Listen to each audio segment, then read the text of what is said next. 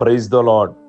ప్రభువైన యేసుక్రీస్తు నామములో ఈ ఉదయకాలమందు మీ అందరికీ కూడా శుభములు తెలియజేస్తూ ఉన్నాను.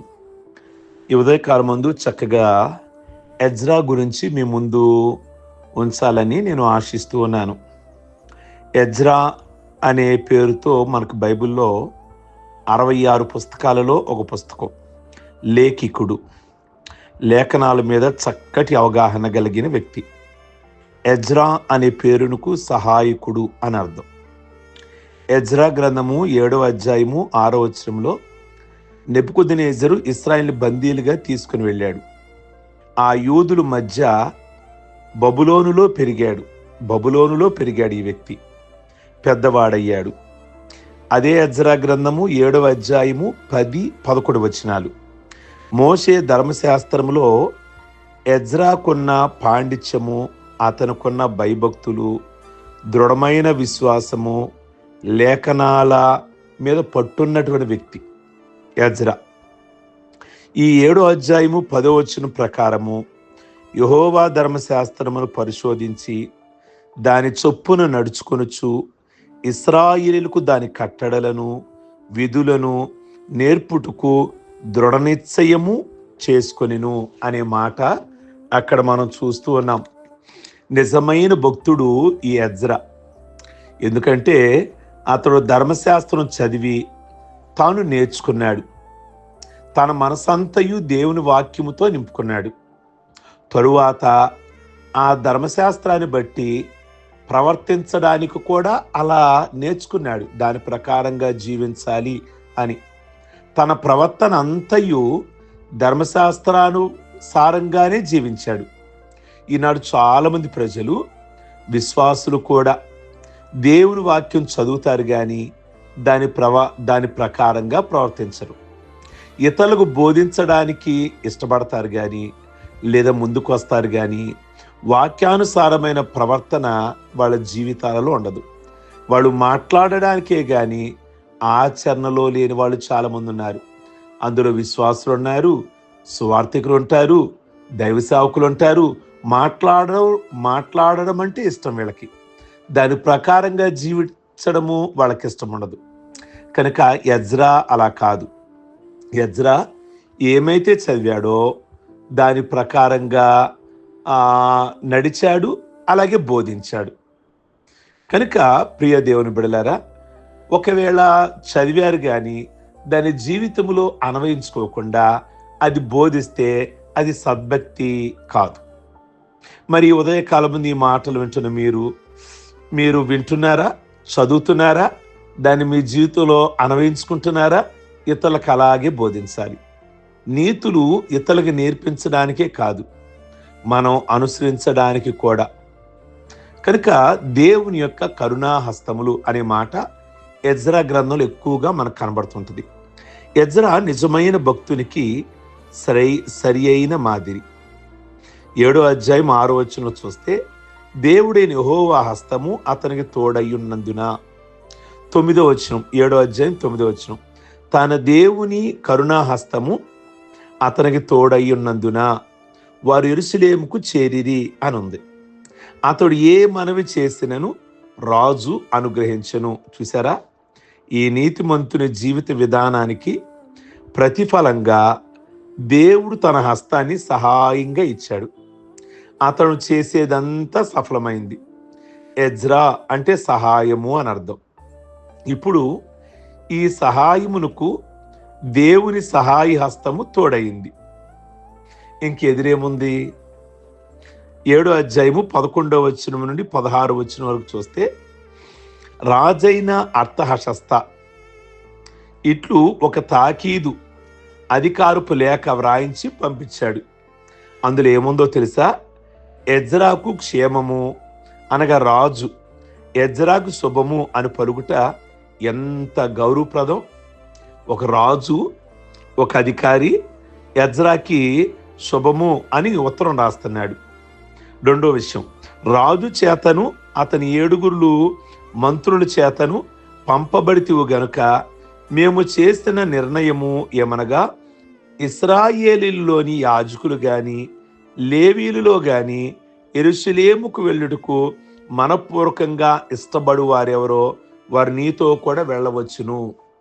అంటే ఇజ్రాయిల్ అందరూ కూడా ఆ బబులోను దేశంలో ఉన్నారు, మాదియా పారసీకం. ఆ పారసీక రాజు అర్తహషస్త ఇశ్రాయేలీని మీ దేశానికి వెళ్ళండి అంటున్నాడు. ఆ వెళ్ళేవారి గురించి ఎజ్రాకు ఒక చక్కటి ఉత్తరం రాస్తూ ఏమన్నాడు అంటే, ఇశ్రాయేలు దేవునికి రాజును అతని మంత్రులను స్వేచ్ఛగా అర్పించిన వెండి బంగారాలు నువ్వు తీసుకొని వెళ్ళొచ్చు. నీకు దొరుకు వెండి బంగారము యాజకులు తమ దేవునికి అర్పించేవి స్వేచ్ఛగా నువ్వు తీసుకొని వెళ్ళొచ్చు. మేమిచ్చే వెండి బంగారాలు నీవు నీ దేవుడి దగ్గరికి తీసుకొని వెళ్ళు, తడు చేయొద్దు. 17వ వచనంలో, నీవు ఆ ద్రవ్యము చేత ఎడ్లను, పొట్టేళ్లను, గొర్రె పిల్లలను, భోజనార్పణములను, పానార్పణములను, మీ దేవుని మందిరపు సేవ కొరకు నీకు ఇవ్వబడిన ఉపకరణాలను అర్పింపవలెను. ఇక్కడున్న ఇశ్రాయేలారా, మీ ఎజ్రా మీ దేశానికి వెళుతున్నాడు, యెరూషలేముకి. మరి మీరు ఏమిస్తారు ఇవ్వండి అంటే, ఆ ప్రజలు ఎడ్లు ఇచ్చారట, పొట్టేళ్ళు ఇచ్చారట, గొర్రె పిల్లలు ఇచ్చారంట. ఇవన్నీ ఎజ్రా తీసుకెళ్ళు, నీకు పర్మిషన్ ఇస్తున్నా. కనుక యాజకుల సమక్షంలో, లేవీల సమక్షంలో దేవునికి అర్పించండి, వెళ్ళండి. 20వ వచనం అంటాడు, నీ దేవుని మందిరంలో దానం ఇచ్చుటకు మరి ఏదైనా కావాలి అంటే రాజు యొక్క ఖజానాలో నుండి నీకు ఇవ్వబడుతుంది. నీ దేవుని మందిరానికి మరమ్మత్తు చేయించడానికి, నీ మందిరం పని కొరకు ఏమైనా కావాలా? ఒక అన్యుడైన రాజు నీ మందిరానికి ఏమైనా కావాలా అంటే గనక నేను ఇస్తాను తప్పకుండా. ప్రియ దేవుని బిడ్డలారా, నది అవతలున్న 21వ వచనం, ఖజానాదారులను ఎజ్రా ఏదైనా కోరితే గనక ఆలస్యం కాకుండా ఇయ్యండి. అర్తహషస్త అనే రాజు ఒక ఉత్తరం రాశాడు. ఎజ్రా బయలుదేరుతున్నాడు. నా కింద పనిచేసే ఆఫీసర్లారా, అధికారులారా, మంత్రులారా, అటవీ శాఖ వారా, మరి ఎజ్రా బయలుదేరాడు. అతను మందిరానికి గనక ఏదైనా కలప అడిగాడు అంటే తడువు చేయకుండా ఇమీడియట్లీగా ఇచ్చేయండి. నిజంగా ప్రియ దేవుని బిడలారా, ఈరోజు అలాంటి రాజులు కనుక ఉంటే దేవుని పని ఎంత బ్రహ్మాండంగా నడుస్తుందో అనిపిస్తుంది కదా. 25వ వచనంలో, నది అవతలున్న జనులకు తీర్పు తీర్చుటకు నీవెవరినైనా నీ జ్ఞానం చొప్పున నియమించవచ్చు. నీకు అధికారం ఇస్తున్నా. మీ ప్రజల్లో గనక జడ్జిమెంట్ చేయడానికి, తీర్పు తీర్చడానికి నువ్వు ఎవరినైనా ఎన్నిక చేయొచ్చు. నీకు అట్టి పర్మిషన్ ఇస్తున్నా. 26వ వచనం, రాజు యొక్క కట్టడి గాని దేవుని ధర్మశాస్త్రములు గాని గైకొనవాడు ఎవడో త్వరగా కనుగొని అట్టి వారికి మరణశిక్ష గాని స్వదేశ త్యాగమైనను ఆస్తి జప్తైనను ఖైదీనైనను వారికి విధించాలి. నేను మీ దేవుణ్ణి గౌరవించమని చెప్తున్నా అని నా మాట ఎవరన్నా లెక్క చేయలేదు అంటే, మీ ధర్మశాస్త్రం, మీ బైబిల్ గ్రంథాన్ని ఎవరన్నా కాదు అంటే నువ్వు కనుక్కో. నీ ప్రజలు ఎవరైనా ఉంటే వాళ్ళ మరణానికి అప్పగించు, లేదా దేశ బహిష్కరణ చేసే, ఆస్తి కూడా లాగేసుకో, ఖైదీగానైనా వాళ్ళని చేయి. నీకు ఫుల్ పర్మిషన్ ఇచ్చేశాను, ఆర్డర్స్ ఇచ్చేశాను.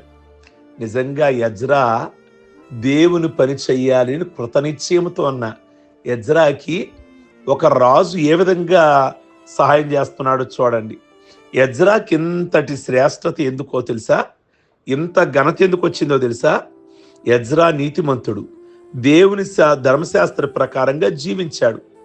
అహరోను యాజక వంశానికి చెందినవాడు. ఇతడు నమ్మకమైన భక్తిపరుడు, దేవుని దాసుడు. సామెతల గ్రంథంలో చెప్పినట్లు నమ్మకమైన వానికి దీవెనలు మెండుగా కలుగును. అన్యుడైన రాజు మనస్సును ఆ దేవుడే మార్చాడు. ఎజ్రా కోరిన అన్నిటినీ ఇచ్చాడు. రాజు మనసు ఎజ్రా వైపుకు తిరపబడింది. మరి నీవు కూడా భక్తి చేస్తున్నావు అని అంటున్నావు కదా. ప్రియ దేవుని బిడ్డలారా, ఎజ్రా వంటి దీవెనలు ఎందుకు రాలేదో ఈ ఉదయకాలం ముందు ఒక్కసారి ఆలోచించు. 7వ అధ్యాయం 20వ వచనంలో ఇలా వ్రాయబడి ఉంది, యెహోవా హస్తము అతను బలపరిచెను. చూసారా, అతనికి దొరికిన దేవుని కృప, ఎజ్రాకు తోడై ఉన్న దేవుని హస్తం. ఎవరికి దేవుడైన యెహోవా తోడై ఉంటాడో ఎవడు ఆయన మీద ఆశ పెట్టుకొని ఉంటాడో వాడు ధన్యుడు అన్నట్లు ఎజ్రా ధన్యుడు. చాలా మందికి దేవుని తోడై ఉండదు. సంసోను సున్నతి చేయబడినవాడు, కానీ అతడు దెలీలాతో పాపములో పడ్డాడు గనక అతనికి దేవుని కృప పోయింది. అతడిని దేవుడు విడిచిపెట్టాడు. కీర్తన 23లో దావీదు ఇలా పాడాడు, గాఢాంధకారపు లోయలో నేను సంచరించినను ఏ అపాయమునకు భయపడను, నీ దుడుకర్ర నీ దండము నన్ను ఆదరించను, నేను భయపడను అన్నాడు. నీవు నాకు తోడయ్యుందువు అన్నాడు. ఎజ్రా 7:6లో యెహోవా హస్తం అతనికి తోడై ఉన్నది. 7:28 నా దేవుడైన యెహోవా హస్తము నాకు తోడై ఉన్నందున నేను బలపరచబడితిని, నాతో కూడా వచ్చుటకు ఇశ్రాయేలీల ప్రధానులను సమకూర్చితిని అని ఉంది కదా.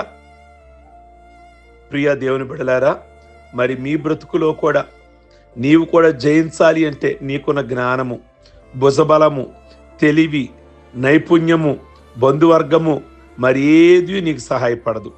నీకు దేవుడు తోడుగా ఉంటే చాలు.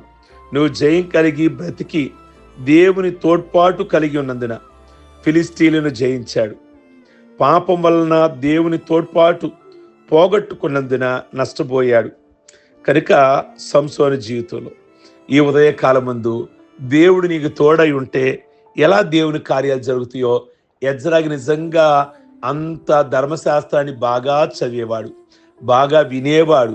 వినటం కాదు, చదవటం కాదు, వాడి జీవితంలో అన్వయించుకున్నాడు. నేను జీవించాలి అని అనుకున్నాడు. నిజంగా దేవుడు అతనికి తోడై ఉన్నాడు. కనుక వినడానికే మనం అలవాటు పడిపోక, చదవడానికే అలవాటు పడిపోక మనం దాని ప్రకారంగా జీవించాలి. అప్పుడే మనం బోధించగలుగుతాం. కనుక అది కూడా దేవునికి ఇష్టం. కనుక ప్రియ దేవుని బిడ్డలారా, ఎజ్రా జీవితము నిజంగా పరిపూర్ణమైన భక్తి చేశాడు. అలాగున అతని యొక్క భక్తి మార్గంలో మనం కూడా ఉందాం, మనము కూడా నడుద్దాం. ప్రార్థించుకుందాం. సర్వశక్తి కలిగిన తండ్రి, మీ కొందనాలు. ఈ ఉదయకాలమందు ఎజ్రాలో ఉన్న శ్రేష్టమైన భక్తి గురించి మీరు మాతో మాట్లాడారు. ఈ మాటలు మా అందరికీ కూడా తోడుగా ఉండి దీవెనకరంగా ఈ మాటలు మాకుంచమని ప్రార్థిస్తున్నాం. ఈ మార్నింగ్ ఈ మాటలు విన్న ప్రతి ఫ్యామిలీని దీవించండి.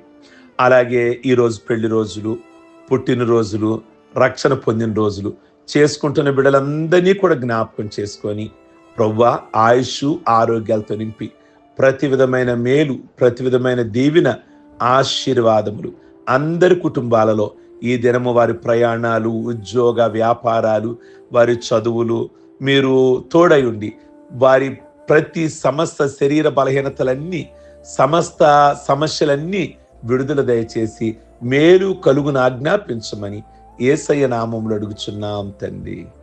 ఆమెన్. God bless you. ప్రభు మిమ్మల్ని దీవించును గాక. ఆమెన్.